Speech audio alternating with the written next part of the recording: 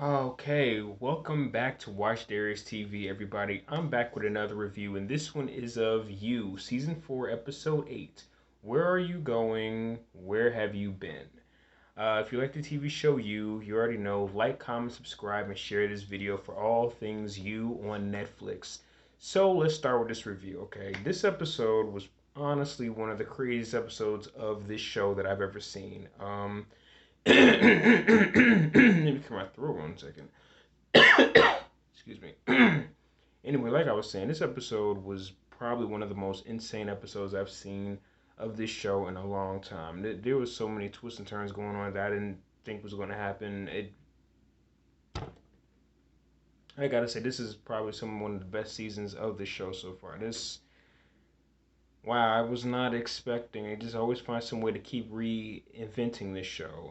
Let's just start with the review. So, Marianne and her daughter, they seem like they have a tender moment at the start of this episode of like basically some sort of flashback they're having of her running from Joe from her point of view, and sort of how Reese got her, as we could see at the end of this episode, or was it Joe?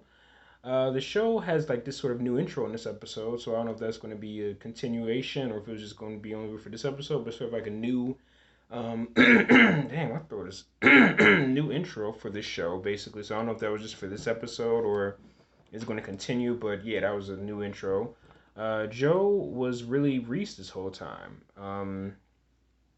Wow, I did not see that coming at all. Man, it's basically this episode sort of like a callback to how crazy Joe is. How he's not the hero of this season. That would he's this episode was sort of meant to establish that Joe is not the hero that he was sort of meant to be looked at as in this season, fighting against this hit serial killer that's been going around killing off the people in this in London.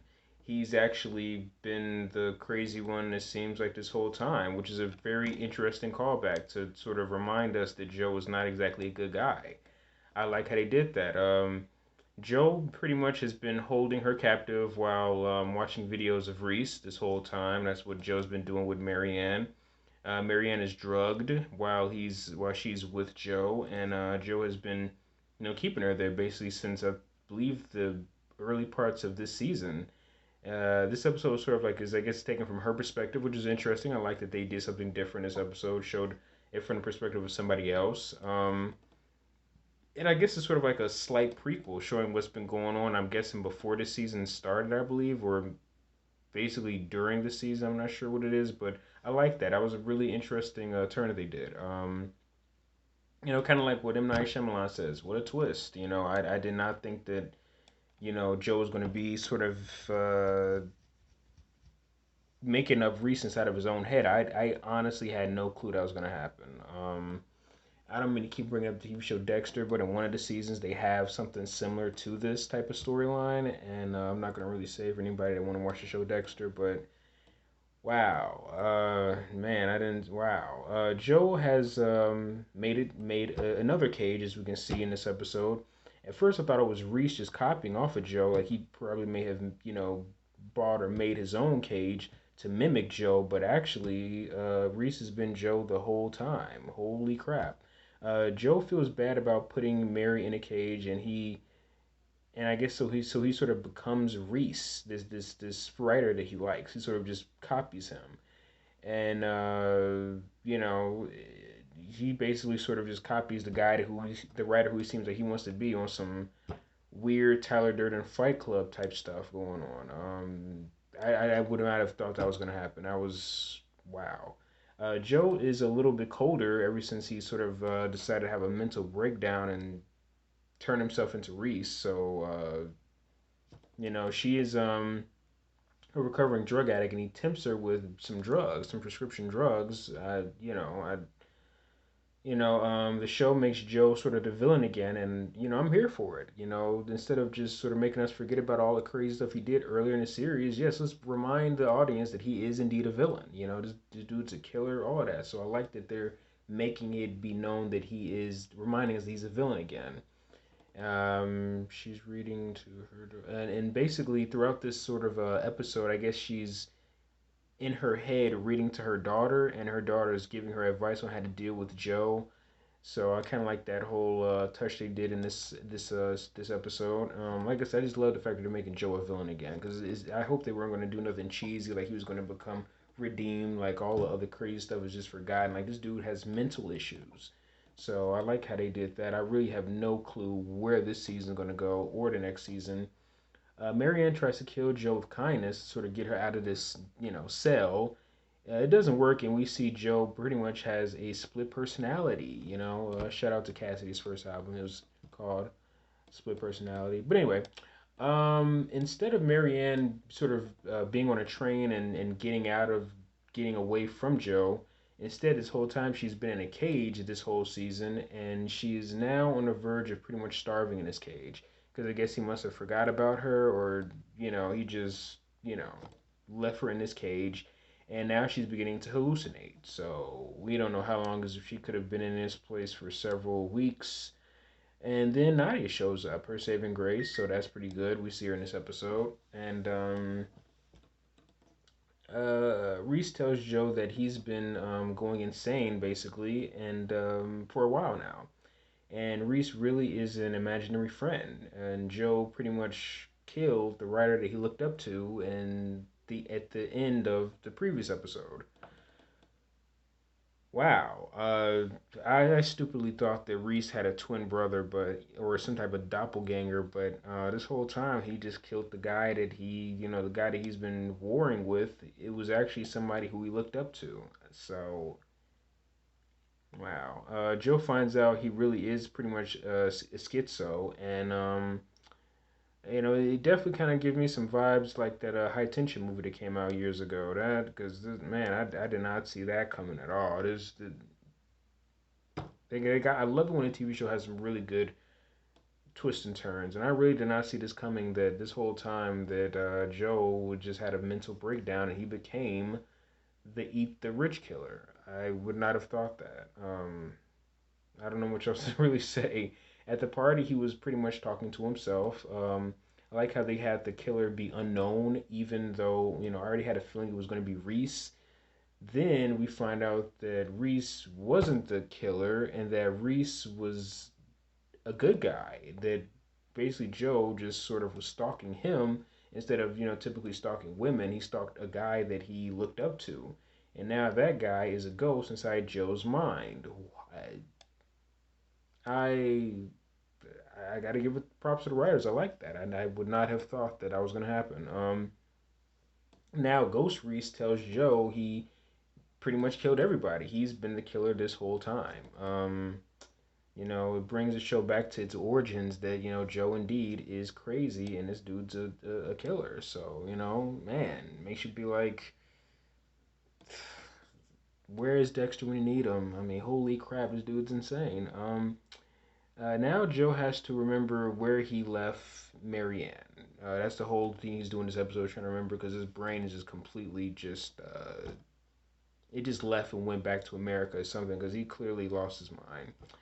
Let me see. Nadia, when she ends up finding Marianne, she wants to call 999. Look, I've been in America my whole life, so I'm guessing in London that's who they call for 911. I don't know nothing about London, so I guess that's what they call when they need help with somebody, the police or whatever, 999. Okay, Marianne tells Nadia that Joe always gets away with his crimes, which is pretty much true because he found every way he can to get out of any trouble he was in season one, season two, and season three. He's very cunning, and she tells him that basically how he will follow her, how he followed her from America. So Joe will find any way he can to escape from trouble, and he will end up hunting down whoever he needs to hunt down, even if it means going to another country. He's going to come after you. So she's right. You can't really call the police on this guy. He will disappear and find some way to find you. So, I mean, already we should have known that Joe was clearly out of his mind still at the end of season three when he was going to follow Marianne all the way to London. It's clearly, we just kind of forgot about it because he's the protagonist. So, Marianne tells Nadia to not let Joe know or he will kill her, which is, Yeah, he would. As you can see, he pretty much killed half the cast this season. So, he can most definitely kill Nadia. We don't know, but Joe, he ends up seeing Kate in this episode. First time we see her, and he says, "Hello, you," his typical catchphrase. So I hope that Kate doesn't end up getting, you know. But yeah. When Kate says, in Kate tells Joe this episode that she's having some sort of wedding party, engagement party, or something like that. I thought it was kind of funny when she says that it's sort of going to be like a British invasion theme, and then she says, "Who are we going to invade ourselves?" I thought that was kind of funny. I'm not gonna lie, that was a clever line because they're in Britain and all that. So anyway, so Reese is still in Joe's head, telling him to clean up his mess, basically. So I guess he's sort of like his weird type of conscience now, or something like that, or maybe some type of dark passenger inside of Joe's head. So originally he was the antagonist, he was a friend, then he became an antagonist. Now he's, I guess, both inside of Joe's head. Joe is pretty much the antagonist of the season. I would not have saw that coming. Like I said, I really like this twist. This really kind of caught me off guard. On some, like I said, it's like a, well, it's like almost like a Fight Club reference they got going on here. Joe can tell Nadia is sort of disturbed when they're having class together. He tells something's up with her. Reese suspects it, and Reese tells Joe to tell Nadia to stay after class so he can maybe find out where Marion might be at because he has a feeling that most likely she knows. Nadia plays it safe and pretends like she's nervous over a boy, but she knows she's really nervous because she finds out her teacher is really a serial killer. And Joe, aka Reese, knows sums up with Nadia. It just he knows that she knows something. So most likely, my prediction is that Nadia is gonna probably get, she's gonna end up probably getting up out of here.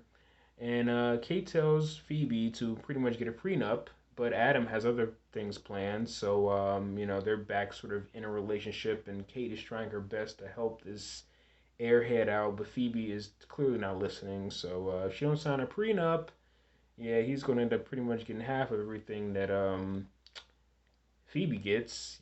So yeah, he's gonna be on some Kevin Federline type stuff if she don't be careful. So yeah, Joe is at home and he's looking for the key. And Kate calls Joe one sane person, even though Kate calls Joe sort of like the one sane person in her life, even though pretty much we find out this episode that Joe is a complete schizophrenic, so that's pretty ironic.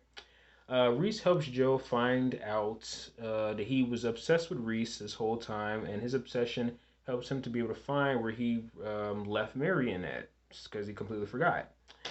So there's that in this episode, and then Nadia has a plan to hopefully be able to get Marianne out of her cage as Joe finally remembers where he left Marianne at. And that's basically this episode. This was one of the wildest episodes of You I think I've ever seen. This show has done some pretty wild stuff, a lot of twists and turns. I never would have thought that Joe's brain would have been so scrambled that he would become a schizophrenic, creating some illusions in his head. Man, I would not have thought this is like a. It's almost like a scene out of that crazy high tension movie that came out years ago. I never would have thought this would happen. I honestly don't even know if I have any real theories as to what's going to happen in the next episode. I'm pretty believe that most likely Joe's going to kill Nadia. That's a prediction I have. I'm not sure what's going to happen with Marianne. I hope she gets up out of there. I guess she's so far the only black person on the show, I think, right now. So luckily she didn't die first. So I hope she's able to find somebody to get up out of there and get up out of Joe's clutches and stuff like that. So man, I did not see this coming at all. This was a pretty wild episode. I honestly don't even have any predictions. I'm so at a loss. I never really thought that Joe would have been the killer this whole time. I didn't. I thought they were gonna do something cliche like have Joe have a redemption arc, but really he's been a killer this whole time. I would not have known. So yeah, man, that was pretty crazy. If you have any predictions as to how you think this season's gonna end, or comment below. Like I said, I'm shocked myself. So yeah, my predictions. I think Joe's gonna kill Nadia, and yeah, there's no way of getting out of this. Joe, you didn't deal way too much. You didn't kill a bunch of innocent people, bro. I don't think Joe's getting out of this one. He gonna have to go into hiding or something. But yeah. So anyway, if you like this video, like, comment, subscribe, share the video for all things you on Netflix, and thanks for watching my video.